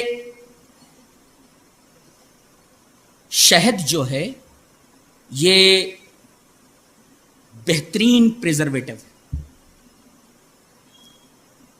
اور آج الکوہل وغیرہ جو استعمال کیا جاتا ہے اس کا مقصد یہ ہوتا ہے کہ دوائیوں کے اثرات کو زیادہ دیر تک قائم رکھا جائے. تو دوائیوں کے اثرات کو زیادہ دیر تک قائم رکھنے کے لیے الکوہل یہ استعمال کیا جاتا ہے. جبکہ الکوہل کے بارے میں علماء کی دو رائے ہیں. ایک رائے علماء کی ہے کہ یہ مسکن ہے، مسکر نہیں ہے، یہ ٹرینکولائزر ہے یہ. اور بعض لوگ کہتے ہیں نہیں، انٹاکسیکیٹنگ ہے، یہ نشہ آور ہے، مسکر ہے. اور جب مسکر ہے تو نبی کریم صلی اللہ علیہ وسلم کی وہ حدیث سامنے رہے کہ وعن ام سلمہ رضی اللہ تعالی عنہ قالت نہا رسول اللہ صلی اللہ علیہ وسلم عن کل مسکر و مفتر، تمام مسکر چیزوں سے، نشاور چیزوں سے منع کیا ہے. تو اگر یہ مسکر ہے الکوہل علماء کی ایک رائے کے مطابق تب تو اس کا استعمال جائز نہیں ہے. اور علماء کی ایک رائے کہہ رہی ہے کہ یہ انٹاکسیکیٹنگ نہیں ہے بلکہ ٹرینکولائزر ہے، یعنی مسکن ہے. یہ اگر یہ مسکن ہے، یہ رائے اگر مان لیجئے تو الکوہل استعمال کیا جا سکتا ہے. لیکن اب چونکہ مشتبہات میں سے یہ بات ہو گئی، شبہ والی چیز آ گئی، اور اس کا الٹرنیٹو موجود ہے شہد. اتنا زبردست پریزرویٹو ہے کہ یہ الکوہل سے لاکھوں گنا پریزرویٹو ہے. میں نے کہیں پڑھا کہ جب مصر کے بادشاہوں کو یا قدیم بادشاہوں کو جب دفن کیا جاتا تھا تو ان کے ساتھ کھانے پینے کی بہت ساری اشیاء کے علاوہ یہ شہد کے بڑے بڑے جارس وہاں رکھ دیے جاتے تھے. ایک جگہ میں نے پڑھا کہ 8000 سال کے بعد جب اس کافن سے مردے کو نکالا گیا اور وہاں جو جارس پائے گئے، مرتبان جو پائے گئے جس کے اندر شہد رکھا ہوا تھا، 8000 سال کے بعد بھی وہ شہد قابل استعمال تھا، ایٹیبل تھا، آدمی کھا سکتا. اور لاشوں کو ممیفائڈ کرنے کے لیے، حنوط کرنے کے لیے شہد یہ جزو اعظم تھا. لاشوں کو ممیفائڈ کرنے کے لیے جزو اعظم یہ شہد تھا. اس کا مطلب لاشوں کو اگر کافی عرصے تک اگر محفوظ رکھنا ہے تو اس کے لیے شہد کا استعمال کیا جائے، اور شہد بہت زبردست پریزرویٹو. تو الکوہل کا بدل موجود ہے دوائیوں کو زیادہ دیر تک محفوظ رکھنے کے لیے، تو یہ شہد کو کیوں نہ استعمال کیا جائے. لہذا ہومیوپیتھک جو طریقہ علاج ہے اس کو میں زیادہ پسند کرتا ہوں، اس لیے کہ یہ اسلامی طریقہ علاج سے بالکل قریب ہے. اور میں تو کہتا ہوں کہ ڈاکٹر سیموئل ہنیمین کے مطابق یہی در حقیقت طریقہ علاج ہے، باقی سارے طریقہ علاج نان سینس ہے، ایسا بولتا ہے.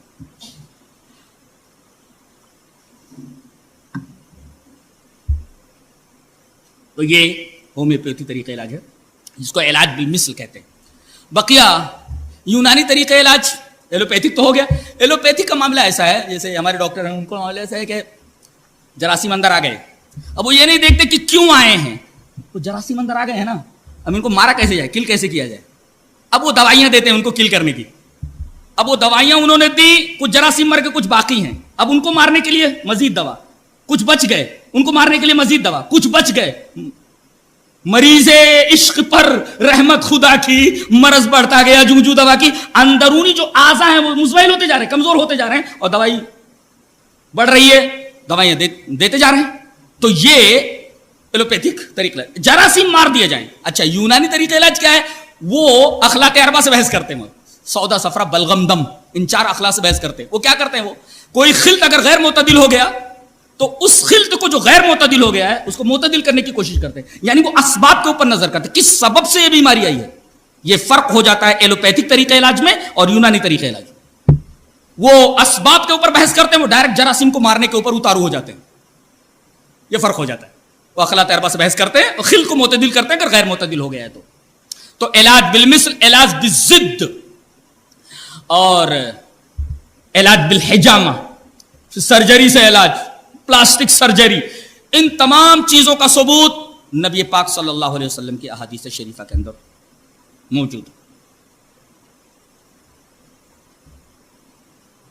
ایک طریقہ اور نکالا گیا ہے، وہ بابا رام دیو والا طریقہ. یہ بھی ایک طریقہ علاج ہے. یہ در حقیقت یوگا ہے، اور یوگا کی 2 شقیں ہیں، ایک آسن ہے، ایک میڈیٹیشن ہے. یعنی کسی ایک چیز کے اوپر ذہن کو کنسنٹریٹ کیا جائے. اس کنسنٹریشن سے کہتے ہیں کہ اندر کی جو دنیا ہے وہ انتہائی لطیف ہو جاتی ہے. اور ان کا دعویٰ یہ ہے کہ آدمی اپنے اندروں کو اتنا لطیف کر لیتا ہے کہ اگر کسی مریض کے مرض کی جگہ پر، درد ہونے والی جگہ پر اپنا ہاتھ رکھ دے تو ہاتھوں سے کیمیاوی شعاعیں نکلتی ہیں اور درد ہیل ہو جاتا ہے، اس کا علاج ہو جاتا ہے. ان کا یہ دعویٰ ہے. میرا خیال ہے کہ اس طریقے سے کیا جا سکتا ہے، اور کچھ جو کیمیاوی شعاعیں ہوتی ہیں وہ ہو سکتی ہے اندروں کو لطیف بنانے کی کوشش کرتے ہیں، ذہن کو ایک جگہ کنسنٹریٹ کر کے. تو اس کی بھی 2 شقیں ہیں، آسن اور میڈیٹیشن، جس میں کنسنٹریشن آتا ہے. تو آپ اگر غور و فکر کریں گے تو نبی کریم صلی اللہ علیہ وسلم کی احادیث کے اندر یہ تمام چیزیں موجود ہیں. یہاں تک کہ آپ کو سن کر یہ حیرت ہوگی کہ میڈیکل سائنس میں آج سرطان کا علاج نہیں ہے, نہ سرطان الدم کا نہ عام سرطان کا علاج نہیں ہے. لیکن آج سے 1400 سال پہلے نبی کریم صلی اللہ علیہ وسلم نے سرطان کے علاج کی طرف بھی ہماری رہنمائی کر دی ہے. حدیث اس طرح وان انس رضی اللہ تعالی عنہ ان ناسا اشتووا فی المدینہ فامرهم النبی صلی اللہ علیہ وسلم ان يلحقوا براعیه یعنی الابل فیشربوا من البانها وابوالها فلحقوا براعیه فشربوا من البانها وابوالها حتى صلحت ابدانهم فقتلوا الراعی وساقوا الابل فبلغ النبی صلی اللہ علیہ وسلم فبعث فی طلبهم فجیء بهم فقطع ايديهم وارجلهم وسمر اعينهم قال قتادة فحدثني محمد بن سيرين ان ذلك كان قبل ان تنزل الحدود رواه البخاری فی کتاب الطب. حضرت امام بخاری اس حدیث پاک کو ایسے کتاب الطب کے اندر لائے ہیں اور یہ روایت حضرت انس سے مروی ہے. بہت پیاری حدیث ہے, ذرا غور سے حدیث پاک کو دیکھیں. اکل اور ارینا یہ دو قبیلے ہیں. یہ دونوں قبیلے مدینہ سے تھوڑے فاصلے کے اوپر تھے. یہاں کے کچھ لوگ مدینہ آئے اور ان کو مدینہ کی آب و ہوا راس نہیں آئی, اس لیے کہ اندر کفر اور نفاق کا مرض بھرا ہوا تھا. مدینہ نے انہیں ریجیکٹ کر دیا. ان کو مدینہ کی آب و ہوا راس نہیں آئی اور ان کو یہ ایک عجیب و غریب بیماری لگ گئی. اطباء نے اپنی اپنی استعداد کے مطابق ان کا علاج کیا لیکن کوئی بھی علاج کامیاب نہیں ہوا, مرض بڑھتا گیا. نبی کریم صلی اللہ علیہ وسلم تک یہ بات پہنچی کہ یہ جو دونوں قبیلے کے لوگ آئے ہوئے ہیں ان کو ایسا مرض لاحق ہو گیا ہے کہ تمام اطباء تھک چکے ہیں, کوئی دوائی کارگر نہیں ہو رہی ہے. تو نبی کریم صلی اللہ علیہ وسلم نے ان کو حکم دیا کہ مدینہ کے باہر جو زکوٰۃ کے اونٹ چر رہے ہیں تم لوگ جاؤ, وہاں پر زکوٰۃ کے اونٹوں کو چرانے والا ایک رائی موجود ہے, وہیں پر رہو اور اونٹ کے دودھ اور پیشاب دونوں کو ایک خاص کمبینیشن کے ساتھ ملا کر اس کو استعمال کرو, ٹھیک ہو جاؤ گے. یہ لوگ وہاں پہنچے.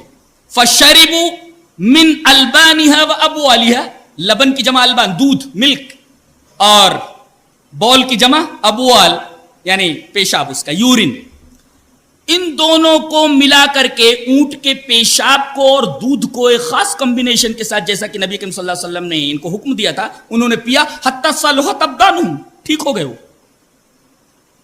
اب مفت میں سب کچھ ملا تھا, چربی چڑھ گئی تھی. انہوں نے کیا کیا, زکوٰۃ کے اس رائی کو, زکوٰۃ کے اونٹوں کے اس رائی کو, چرواہے کو انہوں نے قتل کر دیا. اس کی آنکھیں نکال لی, اس کے پیر کاٹ دیے, اس کے ہاتھ کاٹ دیے. آدمی اتنا سنگدل بھی ہو سکتا ہے؟ آدمی ایسا ایک آدمی کے ساتھ کیسے کر سکتا ہے؟ ایک آدمی کا ہاتھ کاٹ دینا, ایک آدمی کا پیر کاٹ دینا, بم سے کسی کو اڑا دینا.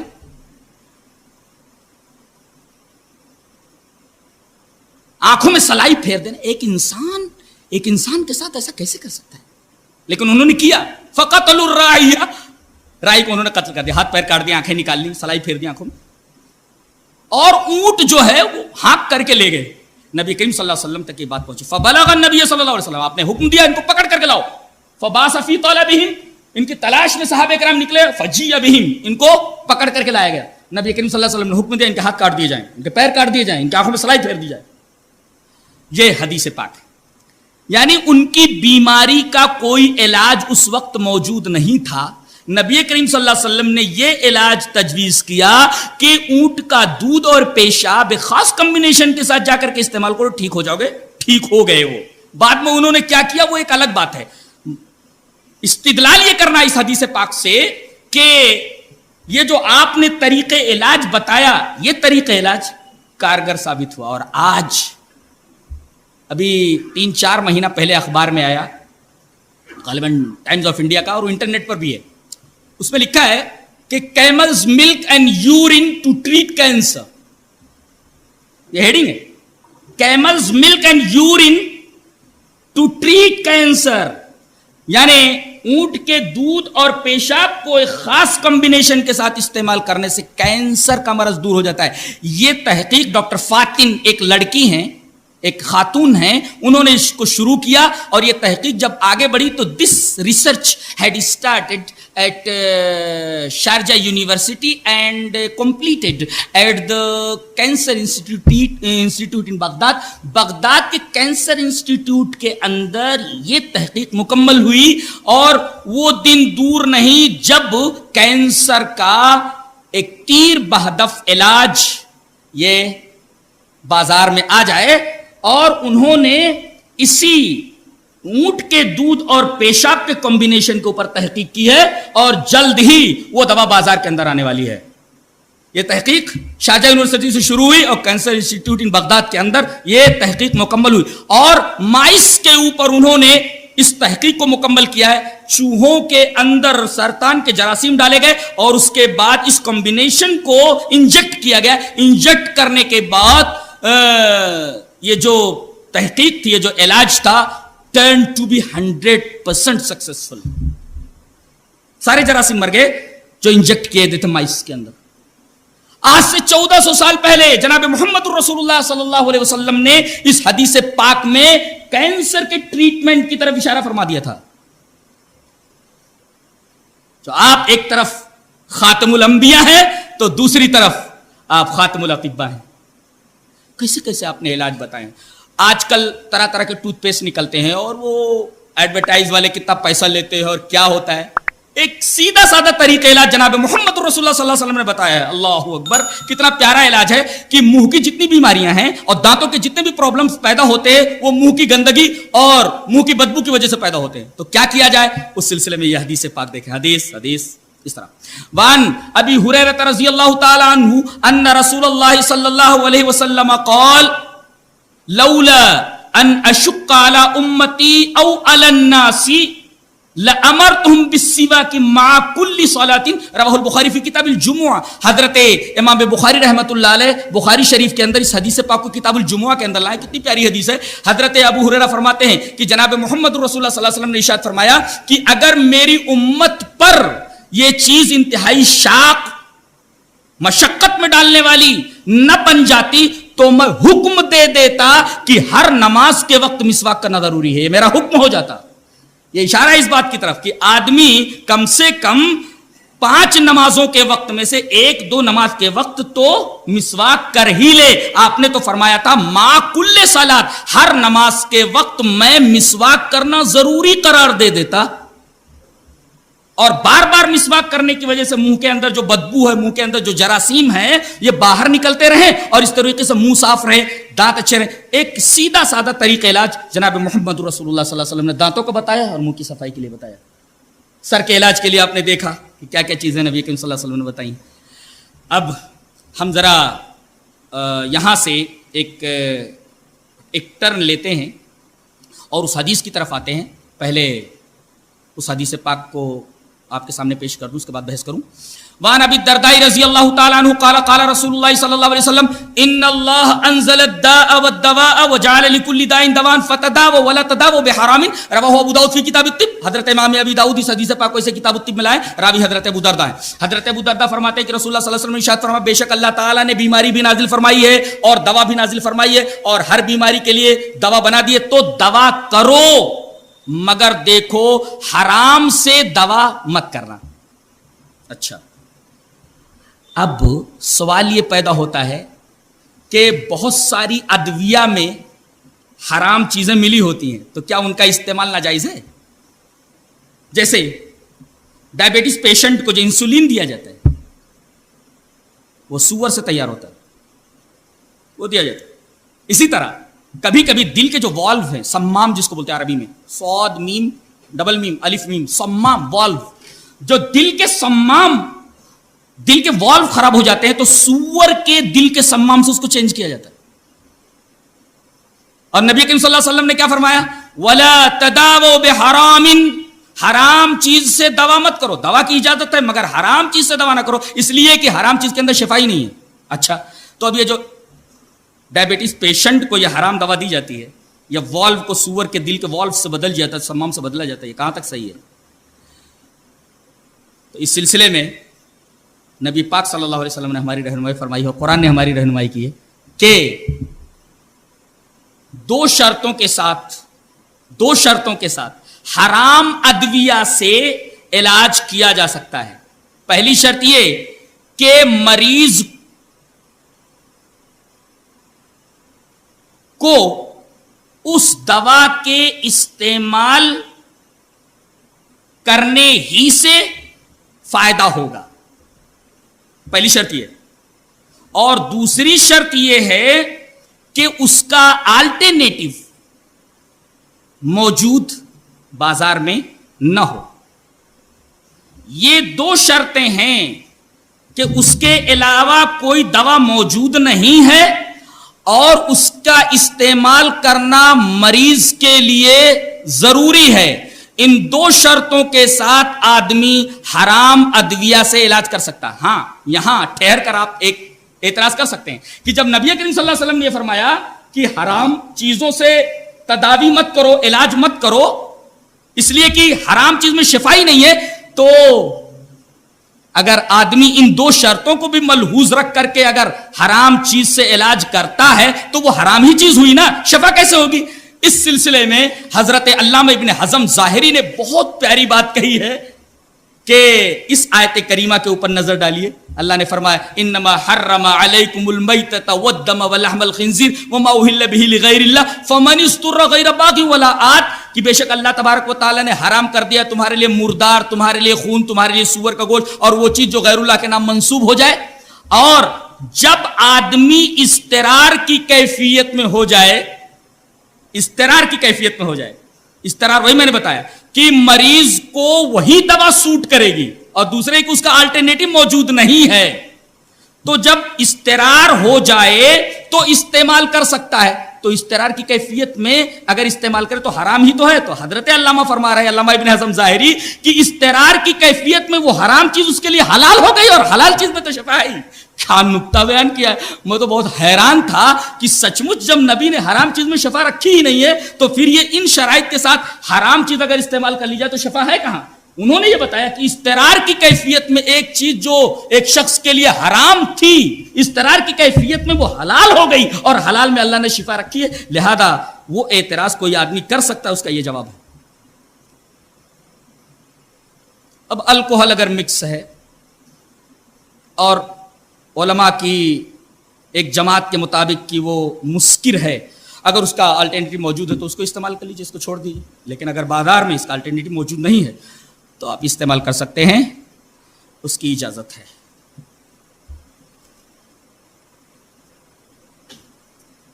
ایک نکتہ یہاں اور ٹھہر کر کے سمجھ لیں اعضاء کی پیوند کاری کے تعلق سے. ایک آدمی کی کڈنی خراب ہو گئی ہے، اب اس آدمی کی کڈنی جو خراب ہو گئی ہے اس کو بدلنا ہے. جہاں تک مردے کا معاملہ ہے، مردے نے اگر اپنی کڈنی ڈونیٹ کر دی ہے تو اس کی کڈنی کو نکال کر کے وہاں پلانٹ کیا جا سکتا ہے، اس کی اجازت ہے چند شرائط کے ساتھ. ابھی بتاتا ہوں. یہ آدھا کی پیوند کاری کا معاملہ ہے. مردے کی کڈنی کو نکال کر کے کڈنی کو لگایا جا سکتا ہے، کڈنی کی جگہ پلانٹ کیا جا سکتا ہے. زندہ کے بارے میں کیا معاملہ ہے؟ کیا زندہ کی بھی کڈنی کو نکال کر کے دوسرے کی کڈنی کی جگہ رکھا جا سکتا ہے، پلانٹ کیا جا سکتا ہے؟ اس سلسلے میں علماء کی دو رائے ہیں.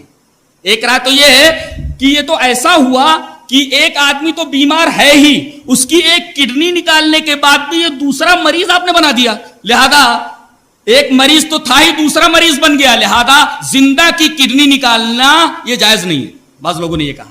لیکن بعض لوگوں نے اس حدیث کے پیش نظر، دیکھو کتنی پیاری بات کہی اور کتنا اچھا استدلال ہے. پہلے وہ حدیث دیکھ لیتے ہیں.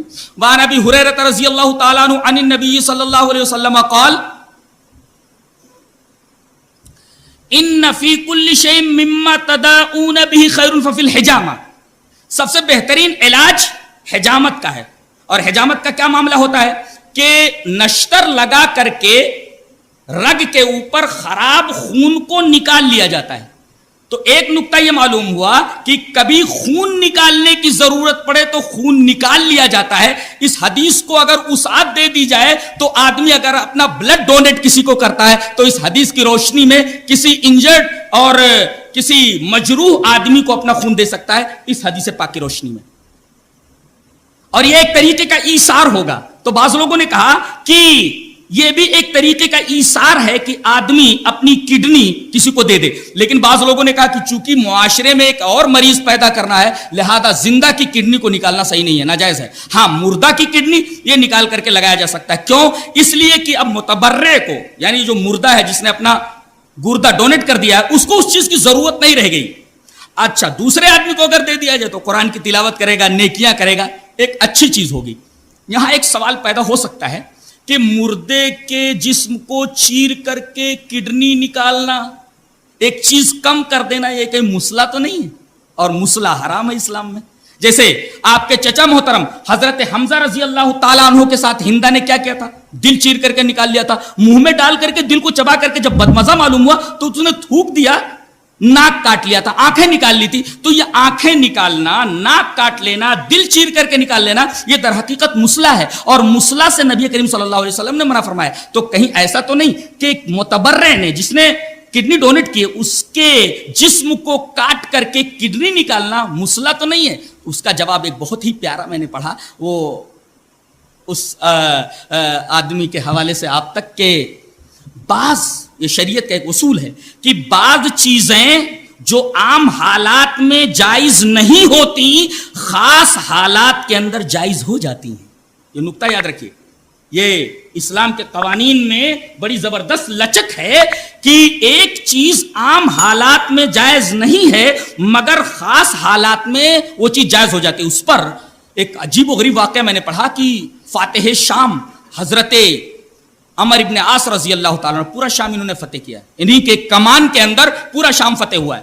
ایک جگہ ایسا ہوا, کلیجہ تھام کر سنیے, میں نے اس واقعے کو پڑھا تو میرے رونگٹے کھڑے ہو گئے اور طبیعت عجیب سی ہو گئی اور عجیب سی کیفیت طاری ہو گئی بدن کے اوپر کہ حضرت قیادت کر رہے ہیں اور لشکر کو لڑتے لڑتے ایک تنگ راستے سے گزرنا تھا اور حضرت عمر ابن عاص کے بھائی حضرت ہشام ابن ابی العاص وہ شہید ہو کر کے زمین پر گر پڑے. اب فوجوں کو آگے بڑھانا ہے, وہاں ان کو اٹھا کر کے ایک طرف کرنا یا سنبھالنا یہ ممکن نہیں تھا. شہید ہو گئے, بھائی کو انہوں نے شہید ہو کر کے اس تنگ جگہ میں گرتے ہوئے دیکھا. تمام صحابہ ششدر ہیں, حیران ہے کہ اب کیا کیا جائے. سامنے کمانڈر ان چیف کے بھائی کی لاش پڑی ہوئی ہے, شہید ہو کر کے گر گئے ہیں. اب اس تنگ راستے سے گزرنے کے لیے ان کو اوپر سے گزرنا پڑے گا. اب کیا کیا جائے؟ کمانڈر ان چیف نے فوراً کہا کہ میرے بھائی کے لاش پر سے گھوڑے دوڑا دیے جائیں. اللہ اکبر, کیسے لوگ تھے, سبحان اللہ. اسلام ایسے نہیں پھیلا ہے. کلیجہ کانپ اٹھتا ہے, کلیجہ کانپ اٹھتا ہے. ایک بھائی نے کیسے یہ حکم دیا ہوگا کہ بھائی کی لاش کے اوپر سے گھوڑے دوڑا دیے جائیں. اور صحابی ہے کہ قائد اور کمانڈر کی بات پر عمل کرتے ہوئے انہوں نے یہ نہیں دیکھا کہ بھائی زمین پر شہید ہو کر کے کمانڈر ان چیف کا گر گیا ہے اور قائد کا حکم ہے کہ گھوڑے دوڑا دیے جائیں, لاؤ رک جائے. گھوڑے دوڑا دیے گئے اور جب فتح ہوئی تو لاشوں کے ٹکڑوں کو جمع کرنے کے بعد روتے ہوئے حضرت عمر ابن عاص نے ان کی تدفین فرمائی. تو ایک چیز آج کسی بھی صحابی نے نکیر نہیں کی کہ آپ نے ایسا کیسے کیا, یہ تو مسئلہ ہے, لاش کو اٹھا لینا چاہیے تھا. آپ نے اس لاش کے اوپر گھوڑے دوڑانے کا حکم کیوں دیا؟ کسی صحابی کی نکیر موجود نہ ہونا در حقیقت اس بات کی بین دلیل ہے کہ تمام صحابہ کرام اس پر متفق تھے. اجماع صحابہ ہے یہ. عام حالات میں جو چیز جائز نہیں مخصوص حالات کے اندر وہ چیز جائز ہو جاتی ہے. لہذا مردے کے جسم کو کاٹ کر کے کڈنی کو نکالنا جو عام حالات میں مسئلہ ہے مخصوص حالات کے اندر اس چیز کا جواز ہے.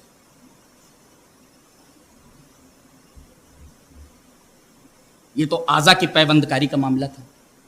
پیوند کاری کی جا سکتی ہے, بلڈ ڈونیٹ کیا جا سکتا ہے, کڈنی پلانٹیشن کیا جا سکتا ہے, لیکن شرط یہ ہے کہ وہ عضو بدن میں دو ہوں. اب دل ہے ایک ہی ہے نا, ما جعل اللہ لرجل من قلبین فی جوفہ, آدمی کے بدن میں دو دل نہیں ہے, ایک ہی دل ہے. اب ایک دل نکال لیا جائے تو آدمی مر جائے گا. دو اگر عضو ہیں ایک کو نکال لیا جائے تو یہ چلنے جیسا ہے. ایک ہی عضو ہے اس کا جواز نہیں. اور یہیں پر ایک نکتہ ملا کہ ایک عورت جو حاملہ تھی، پریگنینٹ تھی، وہ ایک سرجن کے پاس لائی گئی اور جب اس کو اسٹریچر کے اوپر لٹایا گیا اور اندر لے جایا گیا تو عورت مر چکی تھی، لیکن ڈاکٹر نے بتایا کہ بچہ بھی زندہ ہے. تو اب کیا کیا جائے؟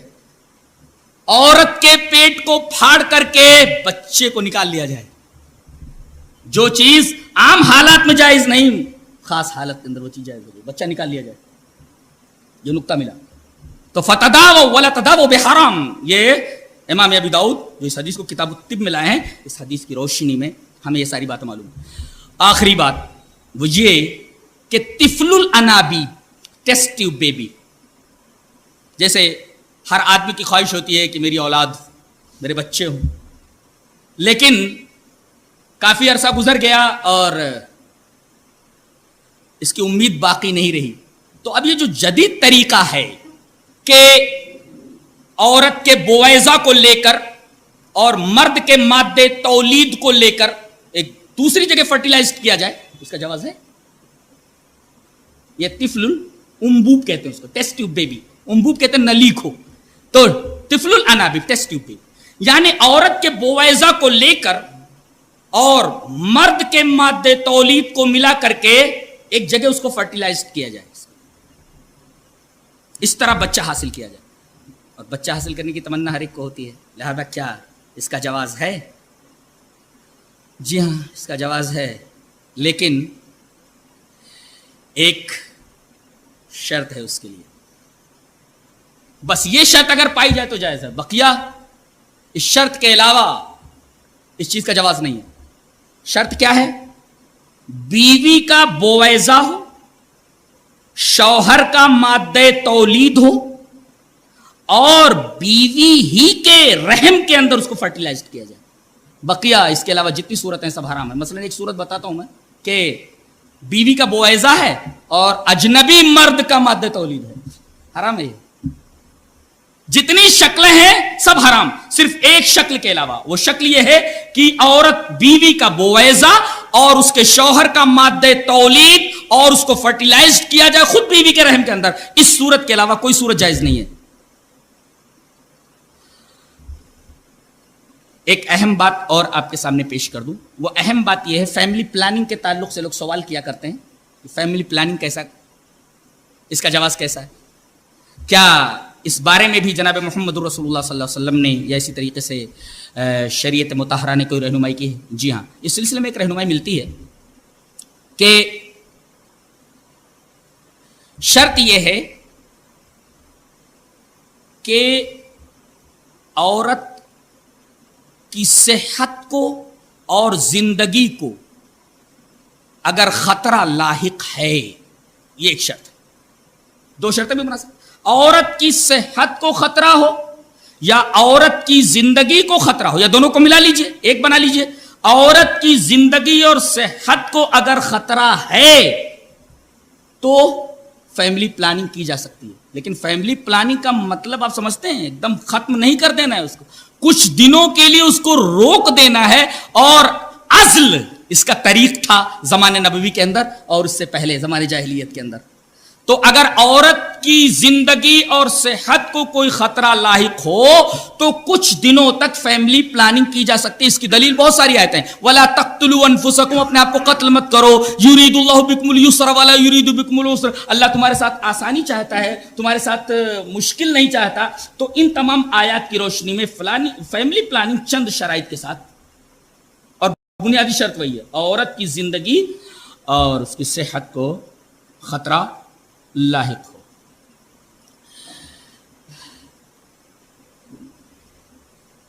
آپ نے محسوس کیا ہوگا کہ بعض لوگ یہ کہتے ہیں کہ در حقیقت ہومیوپیتھی ہی یہ اسلامی طریقہ علاج ہے. اس میں کوئی حرج نہیں کہ یہ بہت قریب طریقہ علاج ہے اسلام سے. اور میں نے یہ بھی پڑھا کہ سیموئل ہینیمین جو ہے یہ بعد میں اسلام لے آئے تھے اور جرمن ڈاکٹر ہے، ایلوپیتھک ڈاکٹر ہے، اور بعد میں اس نے کہا کہ ایلوپیتھک جو طریقہ علاج ہے بالکل نانسنس ہے. خود جرمن ڈاکٹر ہے وہ. حیرت ہوئی. اور پھر بعد میں اسلام بھی لائے اور ان کے بارے میں تحقیق ہو چکی ہے کہ وہ مشرب اسلام ہو گئے تھے اسلامی طریقہ علاج کو دیکھ کر کے. لیکن اس کے علاوہ بھی جیسا کہ آپ نے دیکھا کہ سرجری کا ثبوت بھی مل رہا ہے، پلاسٹک سرجری کا بھی ثبوت مل رہا ہے، حجامت کا بھی ثبوت مل رہا ہے، اسی طریقے سے مشاقی کا، ورزش کا بھی ثبوت ملتا ہے. یہ تمام چیزیں، یہاں تک کہ کینسر تک کے علاج کو جناب محمد رسول اللہ صلی اللہ علیہ وسلم نے پوائنٹ آؤٹ کر دیا. اب ضرورت اس بات کی ہے کہ جو لوگ میڈیکل لائن سے جڑے ہوئے ہیں وہ پریکٹس کے ساتھ ساتھ احادیث شریفہ کے اندر جو ایک باب تمام محدثین قائم کرتے ہیں، چاہے وہ ابن ماجہ ہوں، چاہے بخاری ہوں، چاہے مسلم ہوں، چاہے نسائی ہوں، چاہے ابو داؤد ہوں، ایک باب قائم کرتے ہیں. باقاعدہ ایک چیپٹر ہے کتاب الطب. کتاب الطب کو ضرور پڑھیں. بعض طریقے علاج آپ کو ایسے ملیں گے جو آپ کو ششدر اور حیران کر کے رکھ دے گا. آخر میں یہ بات ثابت ہوئی کہ اسلام نے زندگی کے تمام شعبے میں ہماری رہنمائی کرنے کے ساتھ ساتھ اس شعبے کے اندر بھی ہمیں یتیم اور بے آسرا نہیں چھوڑا ہے. اس سلسلے میں بھی ہماری رہنمائی کی ہے، اور کامل رہنمائی. اور یہ بھی بات معلوم ہو کہ اسلام ایک کامل نظام حیات ہے، ایک عالمگیر نظام حیات ہے جو زندگی کے تمام شعبوں پر مکمل بحث کرتا ہے، اور پورے یقین کے ساتھ، پورے اطمینان کے ساتھ اور پورے اصول کے ساتھ. اللہ تبارک و تعالی ہمیں نیک عمل اور اچھی سمجھ کی توفیق عطا فرمائے. وآخر دعوانا